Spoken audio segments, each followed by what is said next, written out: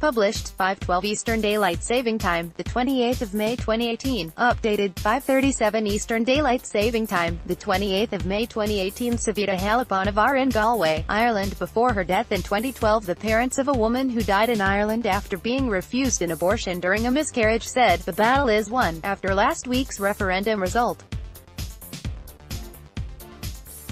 Savita Halappanavar, 31, died from a septic miscarriage after medical staff refused to terminate her pregnancy because her unborn baby still had a fetal heartbeat. Her death in October 2012 reignited a fierce debate over abortion in Ireland and ultimately led to the campaign for a referendum. On Friday last week, Ireland voted to amend strict Eighth Amendment abortion laws in a land and Mother Akamahadevi eulogy, right, with her picture, and Anapa eulogy. The father of Savita Halappanavar holds her portrait at his home in Belgaum, India. Messages are left at a memorial to Savita a day after the referendum to liberalise abortion laws was passed by popular vote. In Dublin, hundreds of people laid flowers at the site of a new mural in Dublin which appeared last week dedicated. The Gather for Yes coalition said, calling the new legislation, Savita's law, would recognise the great debt the Irish people owed to her. In terms of Savita and her family, I think our country owes them a great debt, and we were so honoured and so touched by the support that they lent to the campaign over the course of it. Yes, co-director Grain Griffin said. Savita's father, and Anapa eulogy, told local media at the family home in India he supports calls for the new legislation to be named in her honour. "I was really glad to see her father say that yesterday they felt they had justice for their daughter," Ms. Griffin added. After her death in 2012, thousands of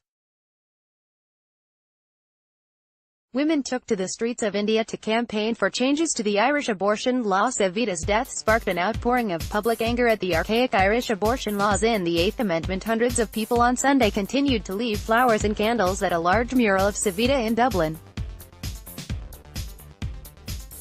Many people left floral tributes and handwritten notes saying that her death had influenced their decision to vote. Crowds of pro-choice campaigners also chanted the name Savita outside Dublin Castle as the official results of the referendum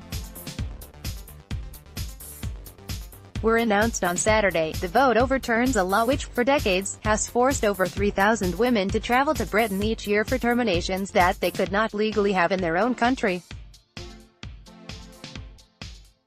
After the vote, Together for Yes co-director Orla O'Connor urged the Irish government to move swiftly to repeal the Eighth Amendment laws as soon as possible. After this phenomenal vote to remove the Eighth Amendment, we now need to move very quickly to introducing and progressing the legislation, Ms. O'Connor said. "We are calling on the government to now start the process next week.